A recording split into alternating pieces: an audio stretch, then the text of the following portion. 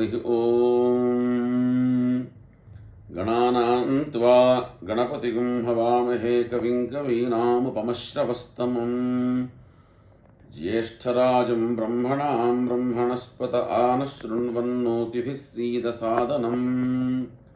श्रीमहागणाधिपतये नमः। प्रणो देवी सरस्वती वाजेभिर्वाजिनीवती धीनामवित्रियवतु। श्रीमहासरस्वत्यै नमः। श्रीगुरुभ्यो नमः। हरिः ॐ। सदाशिवसमारम्भां शङ्कराचार्यमध्यमाम् अस्मदाचार्यपर्यन्तां वन्दे गुरुपरम्पराम्। कामकोटिमहापीठकामाक्षी पूतमूर्तये चन्द्रशेखररूपाय भक्ततीर्थाय ते नमः। अस्मच्छ्रीगुरुचरणारविन्दाभ्यां नमः।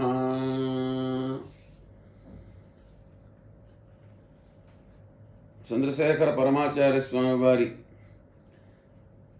దివ్యానుగ్రహంతో ఒక సత్సంగాన్ని రోజు కూడాను చేయగలుగుతున్నాం.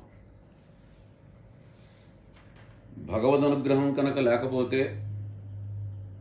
మనం ఏ పని కూడా చేయలేం. పరమాచార్య స్వామి వారు వారి యొక్క జీవన యాత్రలో వారు ఈ భూమి మీద ఉండగా ఎన్నో విషయాల్ని మనకి అనుగ్రహ భాషణం ద్వారా ప్రసాదించారు. నిన్నటి రోజున శిల్పకళలు, ప్రాచీన లిపులు అనేటువంటి అంశం మీద మాట్లాడుకోవటం జరిగింది. ఈరోజు కర్మ మార్గము అనేటువంటి విషయం మీద స్వామివారు అనుగ్రహించి ప్రసాదించినటువంటి విషయాల్ని చెప్పబోతున్నాను. కర్మ మార్గం భగవద్గీతలో కూడా అర్జునుడిని నిమిత్తంగా చేసుకొని కృష్ణ పరమాత్మ కర్మ మార్గాన్ని బోధించారు. కర్మ అంటే చేయుట. ఏమిటి ఆ చేయుట అంటే భగవత్ సేవ చేయటం. ఆ కర్మలో రెండు రకాల విషయాలు ఉన్నాయి. ఆంతరకర్మ, బాహ్యకర్మ అని రెండు రకాలు. మహర్షులు ఎన్నో రకాలైనటువంటి కర్మ మార్గాల్ని మనకి బోధిస్తూ ఉంటారు. దాంట్లో పరోపకారం, ఈశ్వరారాధన ఇలాంటి కర్మలు మనం చేసినప్పుడు అవి బహిరంగంగా ఇతరులకు చేస్తున్నట్లు కనిపించినప్పటికీ వాస్తవంగా తద్వారా మనకి ఒక చిత్తశుద్ధి, ఆత్మసంతృప్తి కలుగుతూ ఉంటాయి. మనం చేసేటువంటి పరోపకారం వలన ఇతరులకు లాభిస్తుందో లేదో, వారికి ఆ ఉపకారం అవసరమో లేదో, ఆ కార్యాల వలన మనకు కలిగే తృప్తి, సంతుష్టి, సంతోషం చేత అది పరోపకారమే కాక సొంత ఉపకారంగా కూడా, సోపకారంగా కూడా పరిణమిస్తున్నది అని కొంచెం ఆలోచిస్తే తెలుసుకోగలుగుతాం. అటువంటి కార్యక్రమాలు చేస్తున్నప్పుడు మనకు శ్రమదాయకంగా ఉన్న చివరకు కలిగేటువంటి ఒక అవ్యక్తమైనటువంటి ఆనందం ఏదైతే ఉందో అది అనుభవించినప్పుడు మనందరికీ తెలుస్తూ ఉంటుంది. లోకంలో పేదలకు అన్నం పెట్టినప్పుడు ఇవాళ నా చేతి మీదుగా 10 మందికి భోజనం పెట్టుకున్నాను అన్న ఒక సంతోషం కలుగుతుంది.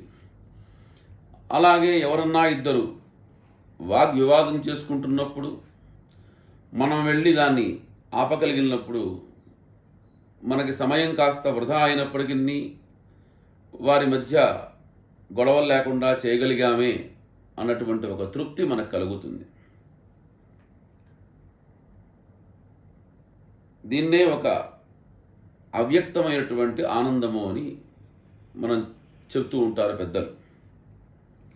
ఇదే రకంగా దైవిక సంబంధమైనటువంటి కార్యాలు చేసిన, క్షేత్రాటనం అంటే క్షేత్ర సందర్శనం చేసిన, తీర్థస్నానం నదీ స్నానం చేసిన దాంట్లో కూడా అటువంటి తృప్తి కలుగుతూ ఉంటుంది మనకి. అంటే ఆత్మపై మనకున్నటువంటి ప్రీతి కారణం చేత అన్ని కష్టాలని ఓర్చుకొని ఈ కార్యాలలో ఒక కృత్యతను పొందటానికి మనందరం కూడాను ప్రయత్నం చేస్తాం. ఒక తీర్థ స్నానానికి వెళ్ళాలి, ఎంతో కష్టపడి ప్రయాణం చేయాలి. ఇంత కష్టపడి ప్రయాణం చేసి అక్కడికి వెళ్ళి ఆ నదీ స్నానం చేసిన తర్వాత ఒక మంచి పని చేశాము అనేటువంటి ఆత్మతృప్తి కలుగుతుంది. దాన్నే అవ్యక్త ఆనందము.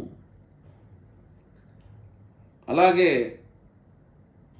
బాహ్యమైనటువంటి వ్యవహారాల్లో ఆలోచిస్తే భార్యయందు, పుత్రులయందు, మిత్రులయందు మనం ఉంచేటువంటి ప్రేమ కూడా ఇలాంటిదే అని చెప్పవచ్చు. వారిని మనం ప్రేమించడం న్యాయంగా వారి కోసం కాదు. ఆ ప్రేమ ఆత్మప్రేమగా పరిణమించడం వల్లనే మనం వారిని ప్రేమిస్తూ ఉంటాం. ఆ విషయాన్నే యాజ్ఞవల్క్య మహర్షి బృహదారణ్యకంలో తన భార్య అయినటువంటి మైత్రేయికి చాలా అద్భుతంగా ఉపదేశాన్ని చేస్తాడు. అన్ని కార్యాలకు కారణం మనస్సే. మన ఏవ మనుష్యాణం కారణం బంధమోక్షయో అని మొన్న కూడా మనం చెప్పుకున్నాం. మనస్సుకున్నటువంటి ప్రేమే ఇవన్నీ చేయిస్తూ ఉంటుంది.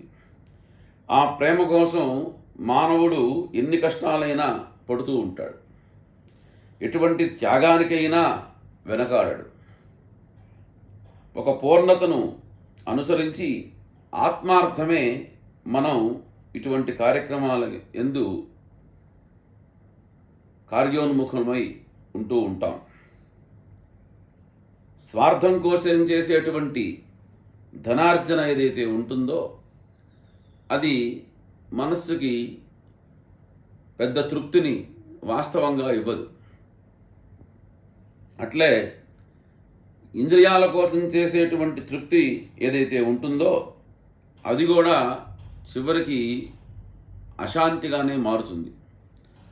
ఉదాహరణకి ఒక పదార్థం అంటే మనకి ఇష్టం, బాగా తినగల సామర్థ్యం ఉంది, డబ్బు ఉంది, శక్తి ఉంది. కానీ తింటే లోపల ఉన్నటువంటి ఇంద్రియాలకి పడదు. కానీ మనస్సు ఊరుకుంటుందా అంటే తినేదాకా ఊరుకోదు. అంతవరకు ఆ మనస్సు తినిపించి తాను జయించింది. కానీ లోపలికి వెళ్ళిన తర్వాత మనం పడేటువంటి బాధ, ఆ ఆహారం పడక్క జీర్ణం కాక ఎంతో బాధపడుతూ ఉంటాం. అదంతా మనకి స్వానుభవమే. అలాగే అద్దంలో మన ముఖాన్ని చూస్తాం.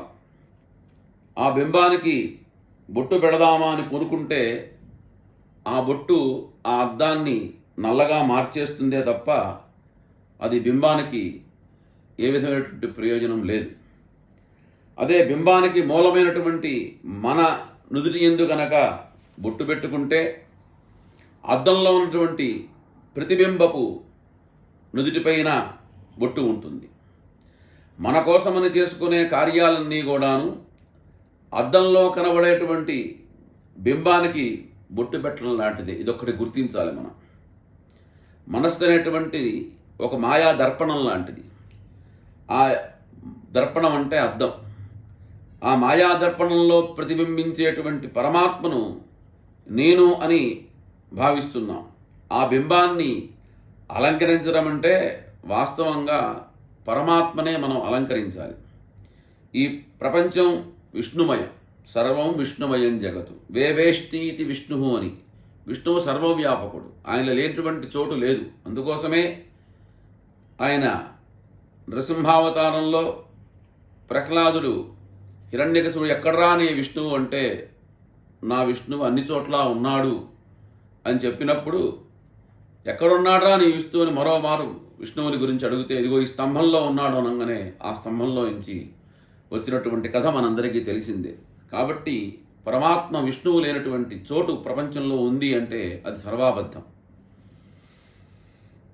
కాన అటువంటి పరమాత్మకి ఏ సేవ అయితే మనం చేస్తామో అట్టి సేవ అత్యంత సంతృప్తిని మనకి ఇస్తూ ఉంటుంది.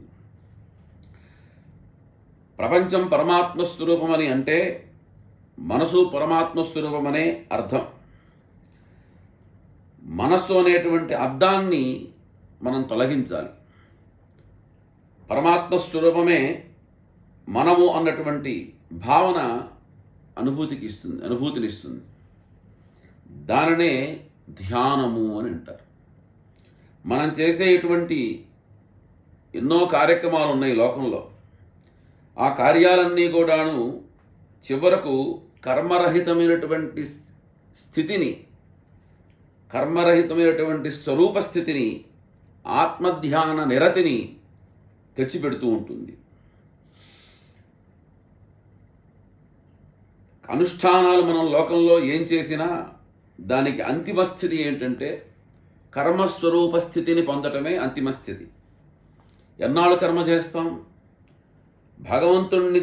భగవంతుడనే వాడిని పొందటానికి, భగవత్ స్వరూపాన్ని తెలుసుకోవటానికి కర్మ అవసరం. కర్మ అనేటువంటిది కేవలం ఒక సాధనం.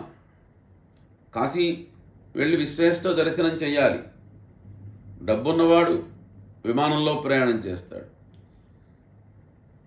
ఇంకొకడు రైల్లో వెళ్తాడు, ఇంకొకడు కారులో వెళ్తాడు. మన పూర్వీకులు నడిచి వెళ్ళేవాళ్ళు. కానీ అందరి యొక్క అంతిమ లక్ష్యం ఏమిటి? కాశీకి చేరటం.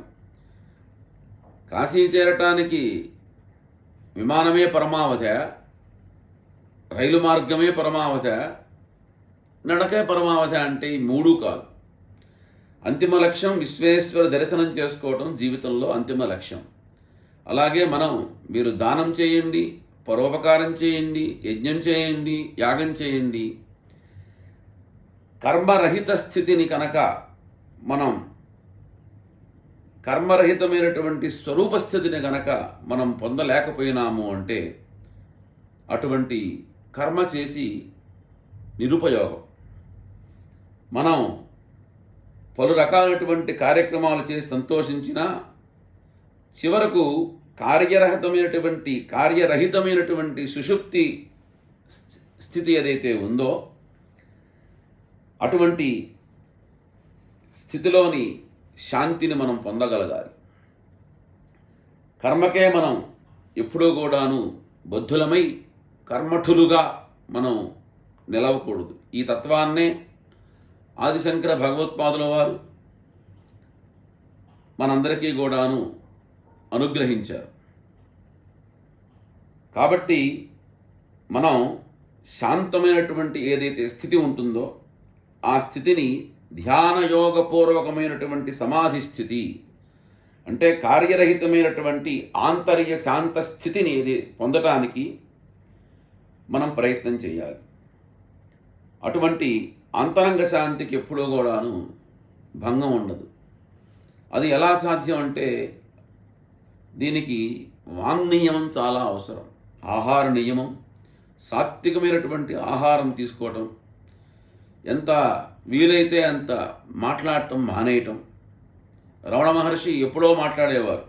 పరమాచార్య స్వామి వారు శివాస్థానం అని కాంచీనగరానికి దగ్గరలో 6 మైళ్ళ దూరంలో ప్రస్తుతం విజయేంద్ర స్వామి వారు అక్కడే ఉన్నారు. అక్కడ వారు కాష్ఠమౌనంలోకి వెళ్ళిపోయేవారు. కాష్ఠమౌనము అంటే కనీసం చేత్తో సంజ్ఞలు కూడా చేయటం లేదు, అటువంటి స్థితికి వెళ్ళిపోయేవారు. అటువంటి స్థితి ద్వారా ఆ యోగ స్థితిని మనం పొందగలుగుతాం. అటువంటి స్థితే దక్షిణామూర్తి స్వామి యొక్క స్వరూపం. గురవే సర్వలోకానాం భిషజే భవరోగిణాం నిధయే సర్వవిద్యానాం దక్షిణామూర్తయే నమః అని వారి ధ్యాన శ్లోకం. పూర్ణప్రజ్ఞాయుక్తమైనటువంటి ఆనంద స్థితి అయింది. సుషుప్తి స్థానంలో మనస్సు అణిగినను అది మనం ప్రయత్నం చేతగాక అస్వాధీనంగా జరిగేటువంటి అవస్థ. అట్లు అస్వాధీనంగా అణిగినటువంటి మనస్సు మళ్ళా స్వప్నావస్థలోనూ జాగ్రత్త అవస్థలోనూ యథాప్రకారంగా విజృంభిస్తూ ఉంటుంది. మరణం కూడా మనిషికి ఒక నిద్ర లాంటిది. అది దీర్ఘ నిద్ర. అప్పుడు మనస్సు పూర్తిగా అణిగిపోతుంది.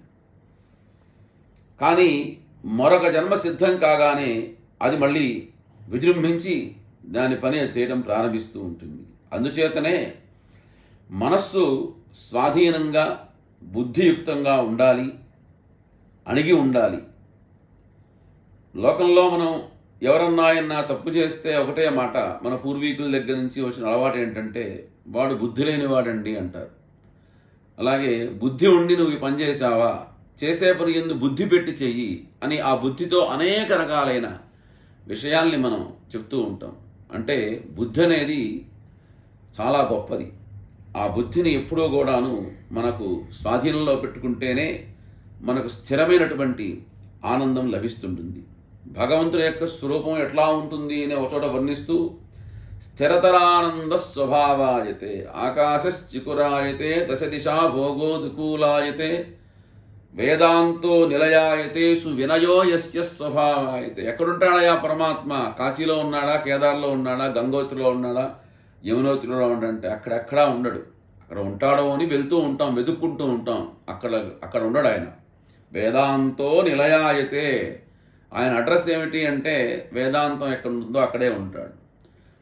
సువినయో యస్య స్వభావాయతే. ఎవరి యందు అహంకారం లేకుండా ఎవరు శాంతచిత్తులై వినయంతో ఉంటారో అటువంటి స్వభావమే పరమాత్మ యొక్క స్వభావం. కాబట్టి అటువంటి స్థితిలో ఉన్నటువంటి పరమాత్మ ఒక వటవృక్ష కింద కూర్చొని మరి జగత్ శాసకుడు జగన్ నియామకుడు అయినటువంటి పరమేశ్వరుడు దక్షిణామూర్తి రూపంలో ఒక మర్రి చెట్టు కింద కూర్చొని ఆనంద తాండవమూర్తి అయి భక్తులను అనుగ్రహిస్తూ మనకు కనిపిస్తూ ఉంటాడు. అటువంటి దక్షిణామూర్తి యొక్క స్వరూపాన్ని నిరంతరం కూడాను మనం ధ్యానిస్తూ మన యొక్క ఆత్మస్వరూపాన్ని తెలుసుకొని శాశ్వతమైనటువంటి ఆనందాన్ని మనం పొందాలి. దానికోసమే మనకి కర్మ అనేటువంటిది ఏర్పడదు తప్ప కర్మే పరమావధి కాదు అని మనకి మహర్షులందరూ తెలియజేశారు.